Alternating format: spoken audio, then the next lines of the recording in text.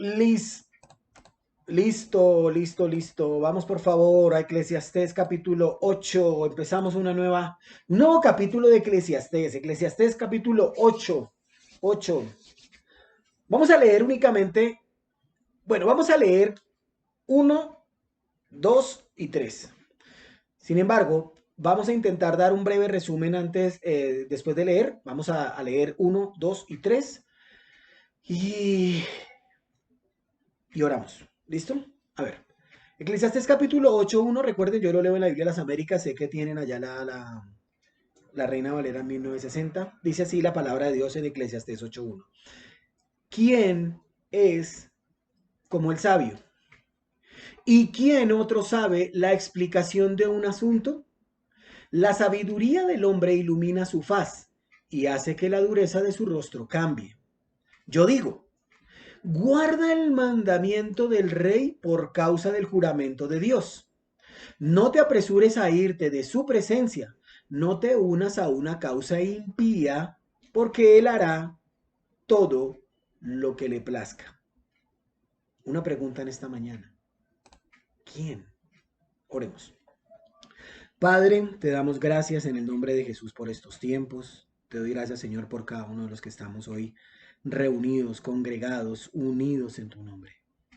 Señor, voz de Dios, nunca voz de hombre. Que todo distractor se ha quitado, Señor, que todo aquello que no te agrada en nuestros corazones se ha quitado. Hoy intercedemos con un corazón contrito, humillado, sincero, Señor, por nuestras autoridades. Hoy intercedemos, Señor, con un corazón contrito y humillado por aquellas personas que tanto te necesitan, para que nosotros con un corazón sincero podamos predicarles el Evangelio de Jesucristo. Señor, que lo que tú y yo hemos hablado en secreto lo podamos compartir.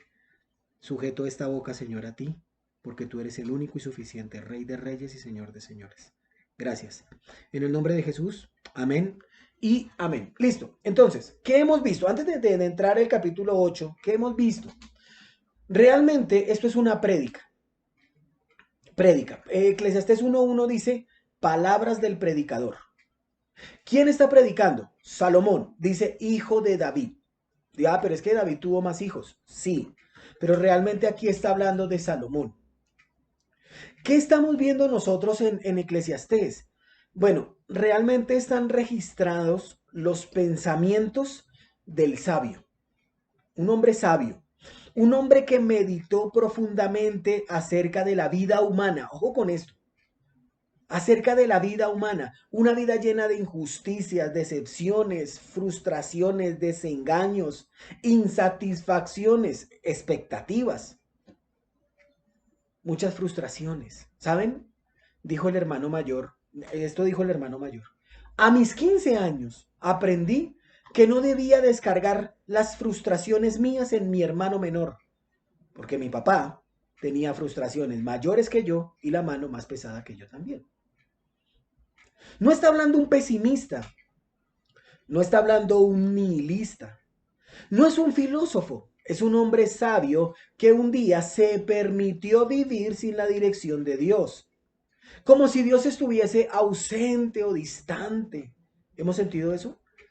Como que Dios no me escucha, como que Dios no me ama, como que me siento desprotegido, como que soy huérfano de un Padre Celestial, como que mis oraciones no pasan del techo.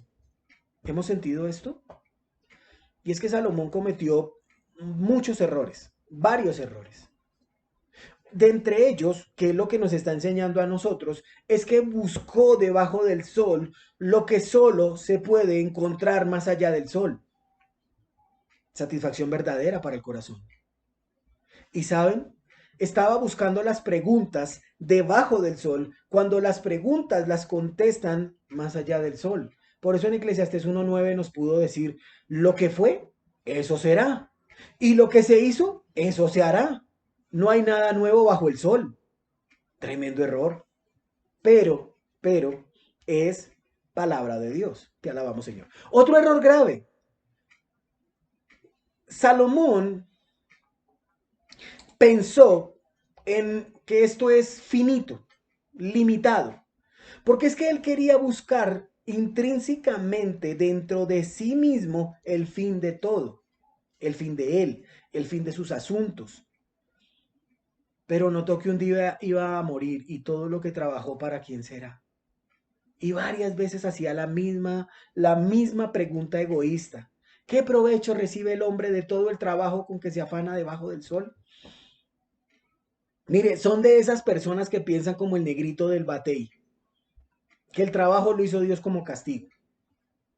Y al ver todas estas cosas, empieza a ver la vida con cierto aire de que todo es malo, todo es negativo, todo es que no puede ser peor. Pero recordemos, no es un pesimista.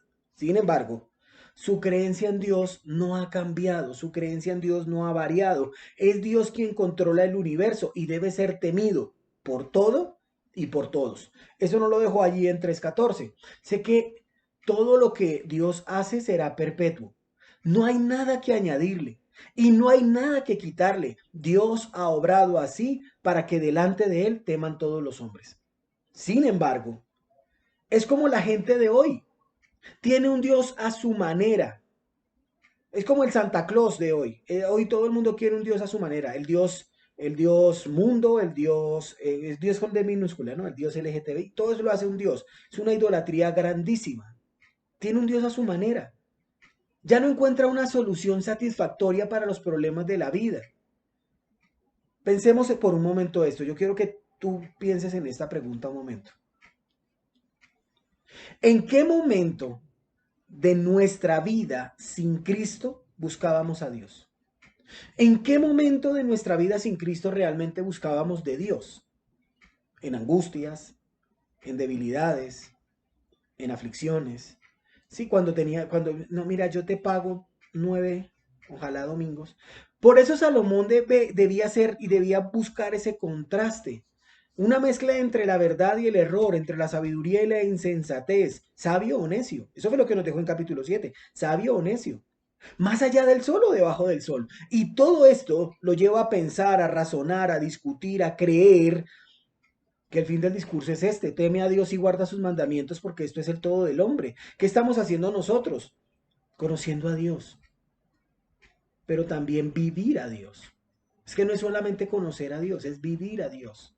Mira, guarda silencio, por favor, es que tus acciones no me dejan escuchar tu evangelio. La sabiduría se encuentra en el temor a Dios y en la obediencia a sus mandamientos. ¿Por qué el hombre está en decadencia moral? Porque no quieren conocer al Dios moral. No le interesa al mundo de hoy la escritura. No le interesa la oración. No le importa a Dios.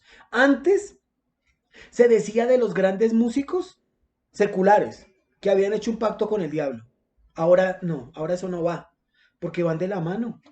Esos acuerdos mundanales se perdieron, se acabaron, porque el mundo va de la mano, van porque quieren ir, no por obligación. Y eso con el mundo, y no importa, pero la iglesia de Cristo, parece como si la iglesia de Cristo estuviera enfocada en la moda, la política, los viajes, la diversión.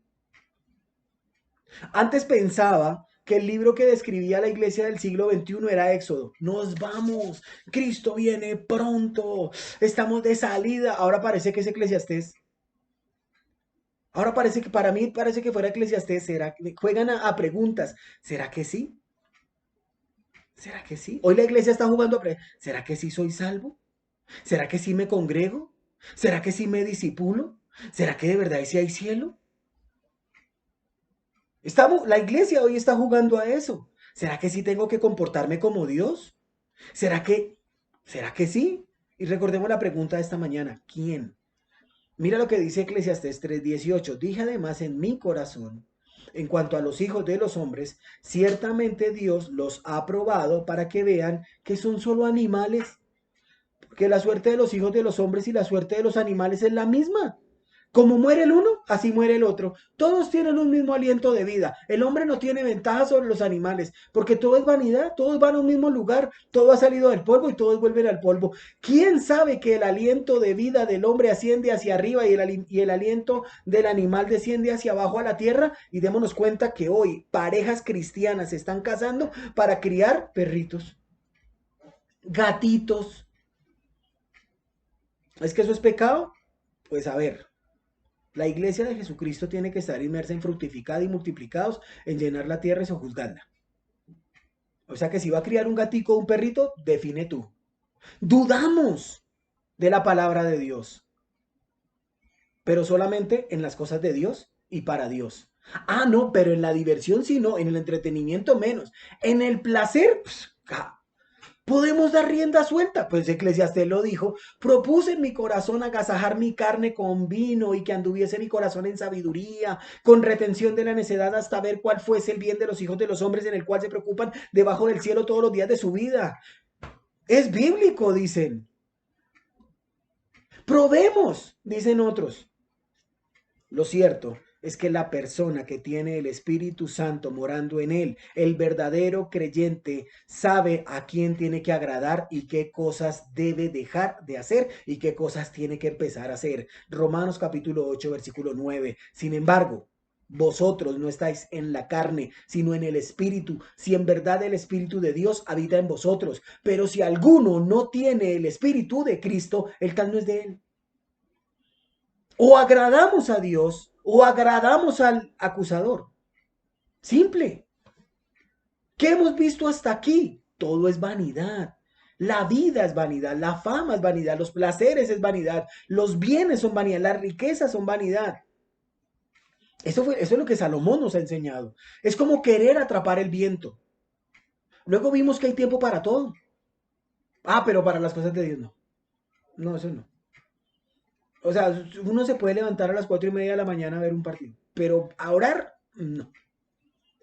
Lecciones de la experiencia, la injusticia del mundo, la vanidad del éxito, la vida solitaria, la vanidad del poder, el cumplimiento de las promesas, la vanidad de las riquezas. Eclesiastés 5:5, maravilloso versículo. Es mejor que no prometas y no que prometas y no cumplas.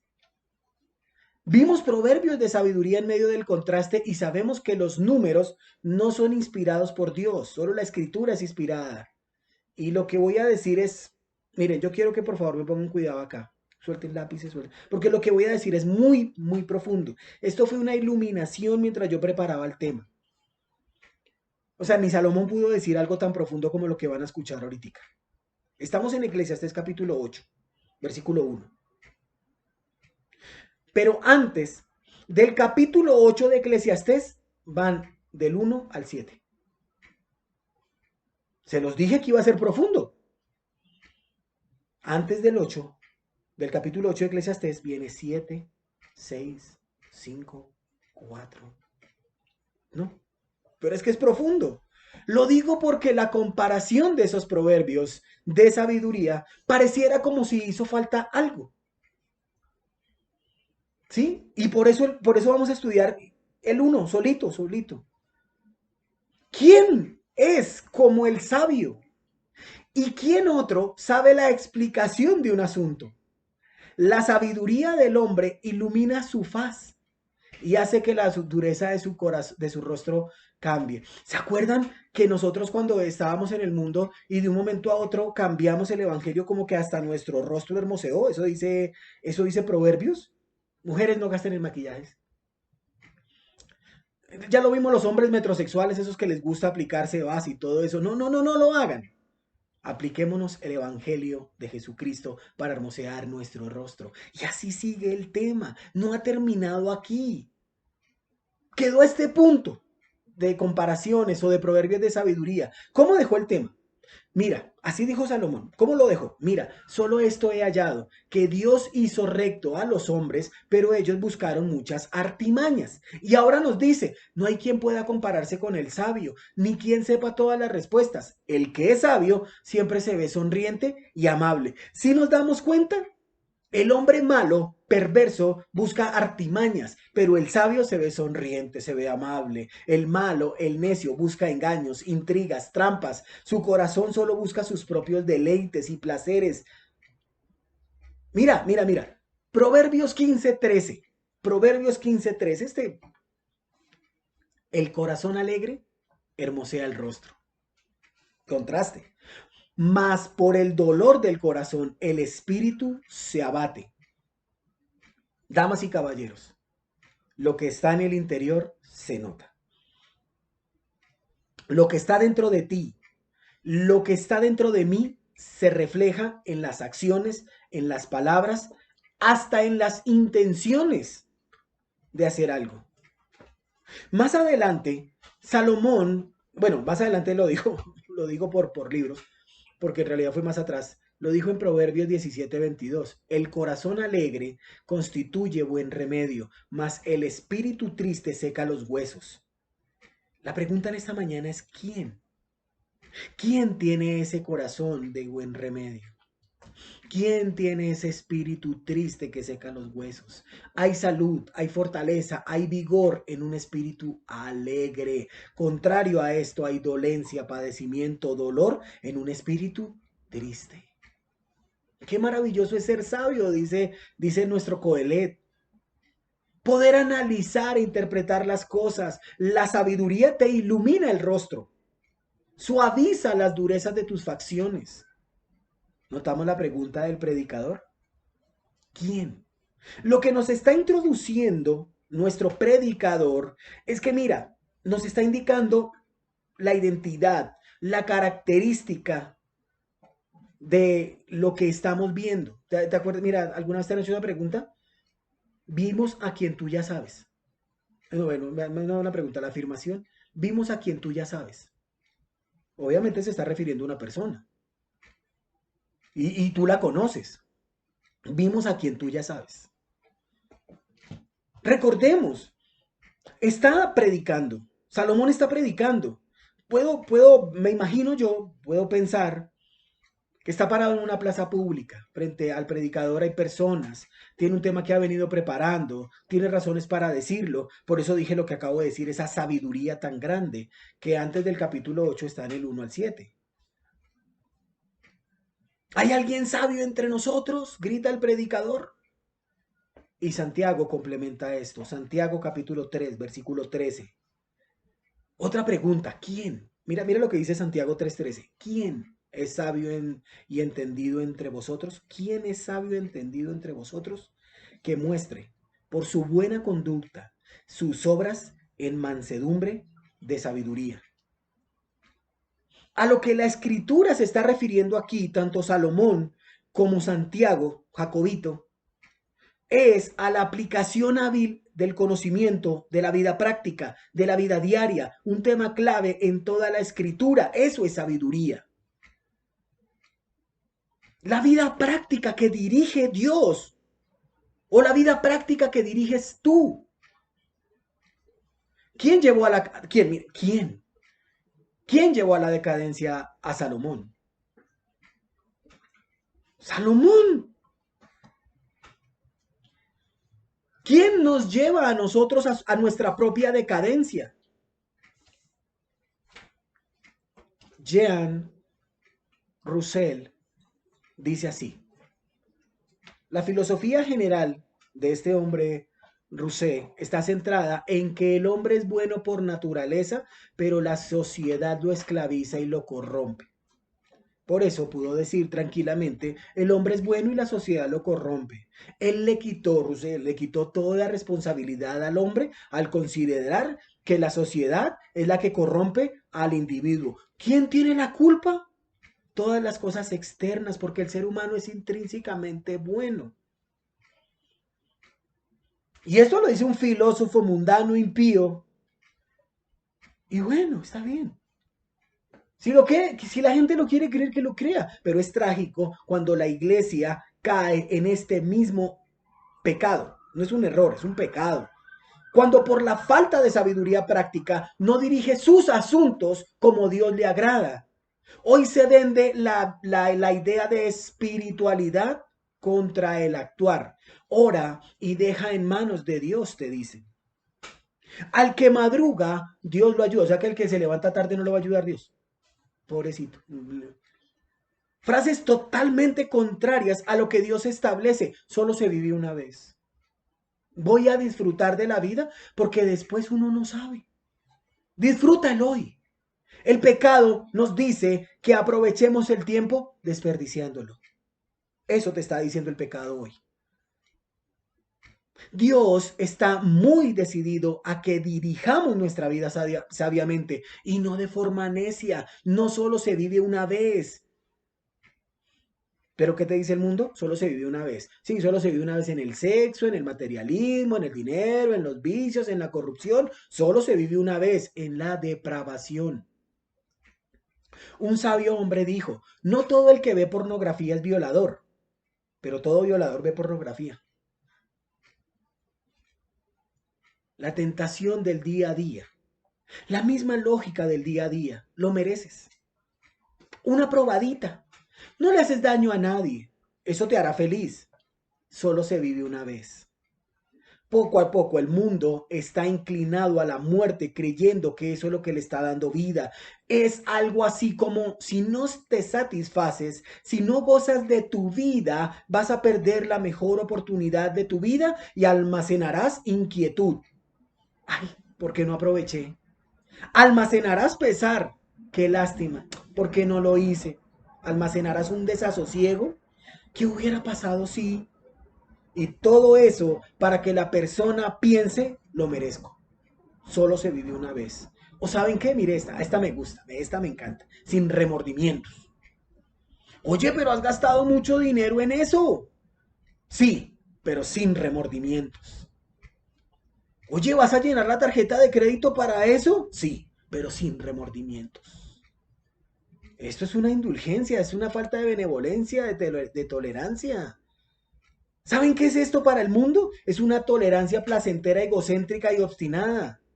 En pocas palabras, y para decirlo bíblicamente, eres un necio. Ninguna persona que está controlada por el Espíritu Santo de Dios morando en su vida puede o podrá vivir sin dirección. Si Dios tiene el control y nosotros lo hemos perdido, Él gobierna. Contrario, si yo tengo el control y Dios no lo tiene, yo gobierno. El enemigo de nuestras almas solo quiere que pase nuestra vida enfocado en debajo del sol. Por eso nosotros hemos venido estudiando Eclesiastés con nuestro eslogan. Vanidad de vanidades, todo es vanidad, pero Cristo es el camino, la verdad y la vida. Si el enemigo de nuestras almas nos convence de que esta vida es lo único que existe, como si no hubiese más allá del sol, entonces mire, hagamos lo que dice Isaías. Miren, yo quiero que, por favor, Isaías 22:12, yo quiero que me acompañes allá. Yo te espero, tranquilo. Isaías 22:12. No hay problema, no tengo afán, pero ya. Isaías 22:12.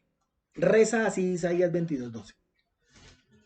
Por tanto, el Señor, Jehová de los ejércitos, llamó en este día a llanto, a endechas, a raparse el cabello, a vestirse de cilicio. Y he aquí, gozo y alegría, matando vacas, degollando ovejas, comiendo carne, bebiendo vino y diciendo, comamos y bebamos, que mañana moriremos. El pueblo estaba en peligro. El pueblo estaba en dificultades. Dios exigía, rogaba arrepentimiento. Dios pedía enmienda. ¡Ey, una reforma! ¡Ey, vuélvete a Dios! Contrario, el pueblo respondió con jolgorio, alegría. Respondió con complácete, agrádate. ¿Tu cuerpo? Tu decisión. ¿Tu alma? Todo esto no es nada más que un rechazo a la voluntad y a la palabra de Dios. No más. Hoy el mundo está deseando todo. Hoy el mundo está anhelando todo. Hoy el mundo quiere todo, menos Dios. Hoy la gente anhela al mundo, pero no el creador. Queremos los bienes y las bendiciones, pero nunca el dador de ellas. ¿Quién es como el sabio? ¿Quién sabe la interpretación de un asunto? La sabiduría del hombre ilumina su rostro y la dureza de su rostro cambia. Por eso Eclesiastés, por eso Salomón, cuando estaba así uno con Dios, podía decir, como lo dijo allí en Proverbios 26, muchos hombres proclaman cada uno su propia bondad, pero hombre de verdad, ¿quién lo hallará? La mayoría de personas se jactan de sus logros, como si eso fueran actos de bondad. Hablan de lo que logran como si eso fuera algo afable. Muestran en sus redes sociales lo que han conseguido como si eso fuera magnánimo. Por eso Salomón continúa y continuará en su reflexión. Solamente he encontrado lo siguiente, que Dios hizo perfecto al hombre, pero este se ha complicado la vida. Entonces, mi querido predicador, ¿a qué conclusión llegamos? Y la conclusión es una sola. Solo Dios puede hacer recto al hombre. Ya está. Lo que Salomón nos está enseñando a nosotros, lo que Salomón está predicando, lo que Salomón está haciendo por medio de esta investigación es las ventajas y las limitaciones de la sabiduría. Es cierto, Dios creó al hombre bueno y en gran manera, pero el hombre prefiere sus placeres. Cualquiera sea la maldad egoísta del hombre, no proviene de Dios. Dios nos hizo a su imagen, conforme a su semejanza, pero el ser humano ha tomado todo lo que Dios dio y todo lo que Dios hizo, todo lo que ha descubierto para su destrucción y creer que está mejorando en la vida y de ello ha hecho usos extraños y tremendos abusos. ¿Quién? ¿Quién? ¿Quién? ¿Quién como el sabio? ¿Quién conoce las respuestas? La sabiduría del hombre hace que resplandezca su rostro y se ablande sus facciones. Dios nos creó con un solo propósito. Pero el hombre busca su propia realización sin Dios. El ser humano ahora quiere su propio camino sin Dios. Y ese camino, tengo buenas noticias, damas y caballeros. Tú que me estás escuchando en esta mañana, ese camino es un camino descendente. Descendente. Va para abajo. Por eso la pregunta en esta mañana, ¿quién tiene la responsabilidad en sus manos? Y la respuesta eres tú, tururú, tú. Si mueres hoy, ¿dónde pasarás la eternidad? ¿Por qué Dios tiene que dejarte entrar al cielo? ¿Por qué no te puede mandar al infierno? ¿Por qué? ¿Quién? El ser humano ahora quiere su propio camino y ese camino es descendente. ¿Quién? Dios creó. ¿Quién? El hombre decidió. Pero Salomón hace una pregunta muy buena. ¿Quién es como el sabio? Recordemos, la investigación de Salomón se basa en preguntas, porque las preguntas de investigación es el cuestionamiento central de un estudio que él plantea responder, reside en el corazón de la investigación y está ayudándonos a definir con claridad el camino para este proceso que nosotros llevamos. ¿Quién? Ya sabemos qué es ser sabio, lo hemos venido viendo. Pero notamos que hoy el mundo llama sabio a cualquiera persona. Por eso podemos decir, ay, te di un consejo tan sabio. Mira, ese chico acaba de rayar la pared, hizo un graffiti blanca recién pintada y la frase fue tan sabia. Mira lo que escribió, qué belleza. El abogado dio una recomendación sabia. El niño se comportó tan sabiamente. Ese es el concepto que el mundo tiene de sabiduría. Y para el común eso es sabiduría. Y realmente eso es una sabiduría común, sabiduría mundanal. Pero ¿qué dice la escritura?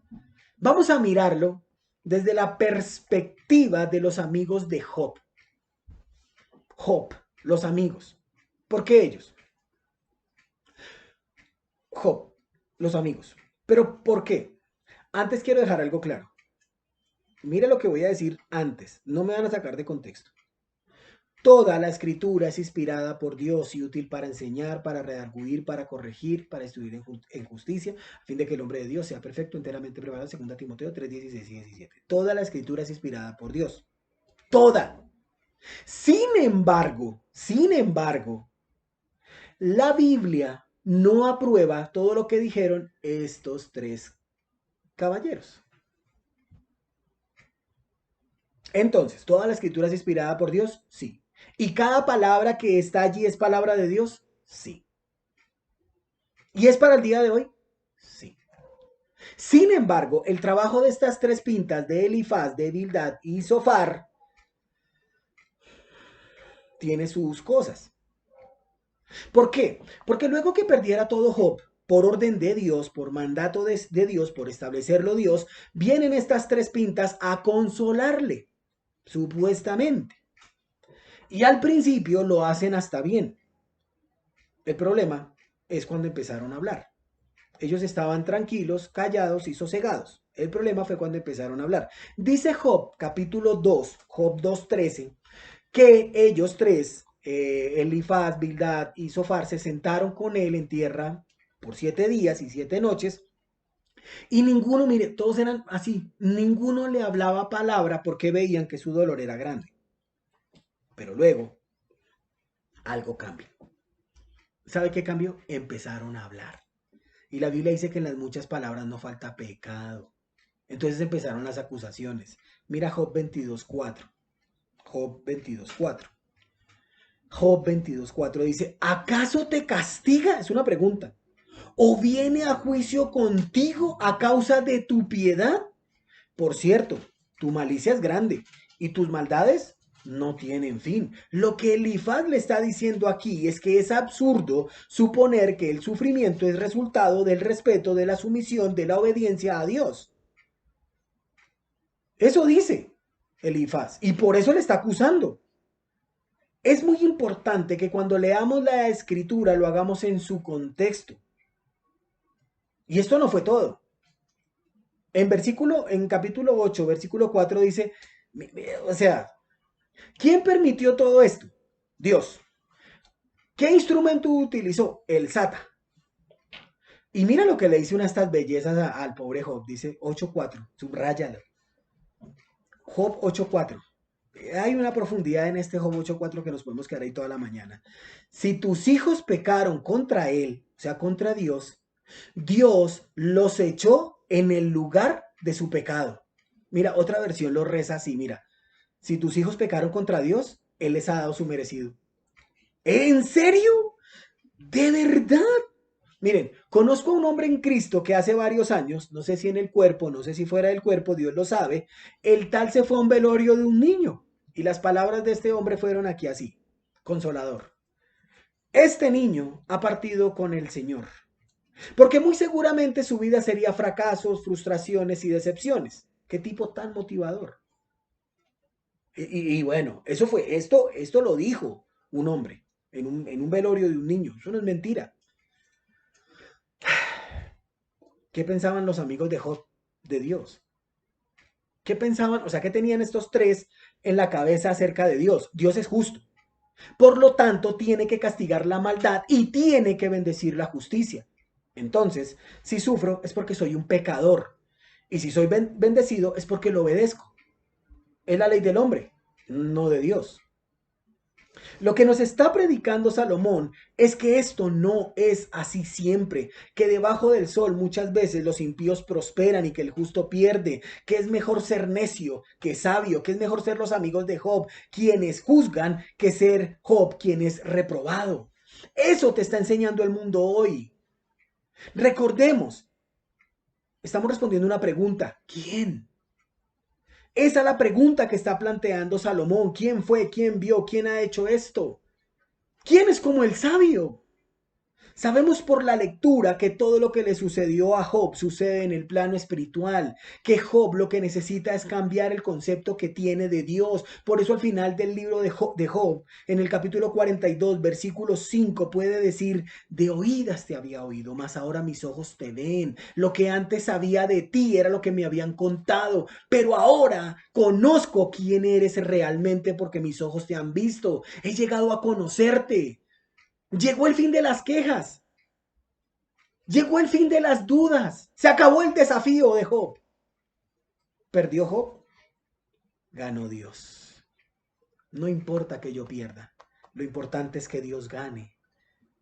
Había quedado reducido a humildad, sumido a la grandeza de Dios, y es ahí donde el hombre se arrepiente, se rinde y Dios es glorificado. Al final, Dios guarda en un libro las palabras de los amigos de Job para que aprendamos que el cielo gobierna y que son advertencias para nuestras vidas, para no juzgar a los demás. Hipócrita, así con cariño, hipócrita.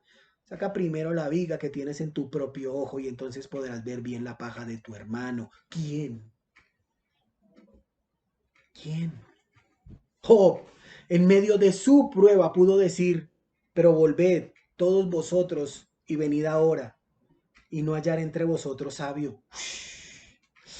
Mire, ¿saben qué? Palabras más, palabras menos, ustedes pueden seguirme atacando, ustedes pueden seguir diciendo, ustedes pueden seguir, hagan lo que quieran, pero yo sé que entre ustedes tres no se encuentra ni uno.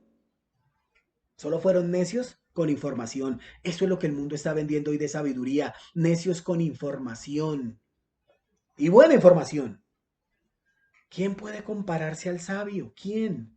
¿Quién conoce el sentido de las cosas? ¿Quién? Es muy peligroso un necio con información porque piensa que se las sabe todas. Salomón lo pone de esta manera en Proverbios 26:4. A mí me gustan estos dos versículos. De verdad que para mí son unos versículos favoritos porque parecen hasta contradictorios. Proverbios 26:4. Nunca respondas al necio de acuerdo a su necedad para que él no sea, para que no seas tú también como él. Y versículo 5 dice, responde al necio como merece su necedad para que no se estime sabio en su propia opinión. Entonces, ¿qué, Salomón? ¿Le respondo o no le respondo? ¿Le debato o no le debato? Yo de Salomón se lo pongo por separado. Yo lo pongo en Proverbios 26 y luego en Proverbios 32. Yo los pongo bien abierticos. O le respondo, o le digo o no le digo. Pero si se separan, no tendrían la fuerza que tiene. Porque esta es la manera o la forma apropiada de responder. Un necio que rechaza el evangelio, ¿qué le digo? No le puedo decir, ay, sí, estás bien. Sí, genial. No, no te afanes. Vive bien, muere joven y tendrás un cadáver bien parecido. ¿Sabes por qué? Porque creerá que está actuando rectamente. Contrario, debe ser amonestado por su insensatez. Y que se dé cuenta cuán necio es. El necio será necio. Entonces necesitamos de la sabiduría que viene de lo alto para poder responder conforme a su necedad. ¿Quién? ¿Quién? Y ese quién tiene que ir en mayúscula. Solo Cristo nos puede dar la verdadera sabiduría. Es más, Cristo es la verdadera sabiduría. Cristo es la sabiduría. Aquí no hay contradicción, no hay incoherencia. Es mi mente carnal que dice así. Por eso me arrepiento. Por eso Proverbios no tiene sino hasta el 31. ¿Quién? La Biblia toda se complementa. No debemos contender con el necio a su nivel y decir, sí, sí, bueno, sí, sabe que sí. Esa es la nueva tolerancia. Josh McDowell lo escribió, buen libro, lo recomiendo. La nueva tolerancia. Sí, pero son pensamientos vanos. Sí. Llegará el momento en que le digamos, aún el necio cuando calla es contado por sabio. El que cierra sus labios es entendido. ¿Notamos lo que está haciendo la escritura en el ser humano? ¿Quién? La escritura. ¿Notamos la grandeza de Dios? ¿Quién? ¿Y quién sabe interpretar un asunto? ¿Quién sabe? Las preguntas que está realizando Salomón, por ser una investigación, deben tener una regla, una tesis, un fundamento. ¿Quién es sabio? Pues quien es sabio sabe interpretar ciertos asuntos. Pero ¿qué determina la sabiduría del hombre? ¿Qué dice la escritura? ¿Cuál es el principio? ¿Cuál es el principio? Y todos lo sabemos. El principio de la sabiduría es el temor de Jehová. Mira, Proverbios capítulo 1 dice 1:7. El principio de la sabiduría es el temor de Jehová. ¿Quién lo dijo? Salomón. El principio era Salomón. Y mira lo que dice en versículo 12, perdón, en Eclesiastés 12:13.